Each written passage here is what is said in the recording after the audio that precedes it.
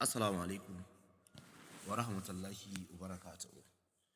Barkanku da wannan lokacin al'ummarmu maza da mata. Muna mai baku dubun gaisuwa a daidai wannan lokacin. Masha Allah, kamar da aka saba, wato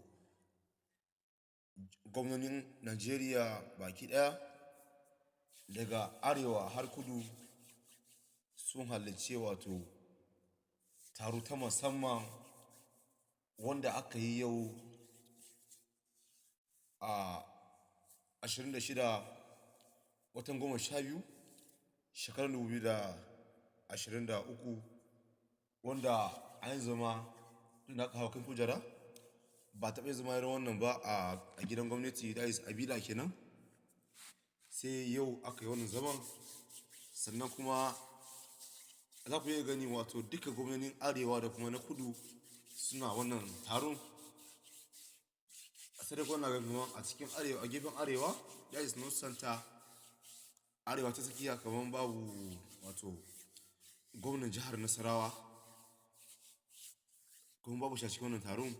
Sannan kuma wannan taron da aka yi yau na gwamnoni, taro ne ta musamman a kan wato tattalin arziki na Najeriya, sannan kuma da ci gaban ƙasa gaba, da ci gaban ƙasar Najeriya baki ɗaya. A yadda jaridar Daily Trust ta wallafa, ta ce wannan zaman da aka yi tun da aka hau kan kujerar mulki, wato ba taɓa yi mitin da gwamnoni makamancin haka wanda aka yi magana kan cin gaban arzikin ƙasa ba. Sannan kuma mutane suna ganin kamar cewa wannan mitin da aka yi wato yau an yi ta ne don wato a gane bakin zare na abubuwan da ke tafiya wannan ƙasar, sannan kuma a san a ina aka dufa. Ubangiji Allah ya sa wannan zaman da aka yi, Allah ya sa wannan ƙasar namu ta gyaru. Sannan kuma shugaban ƙasa ya ce yana buƙatan haɗin kansu baki ɗaya, saboda a yi aiki a lokaci ɗaya gaba ɗayansu. Kada ya zamanto an samu bambancin ra'ayi a cikinsu.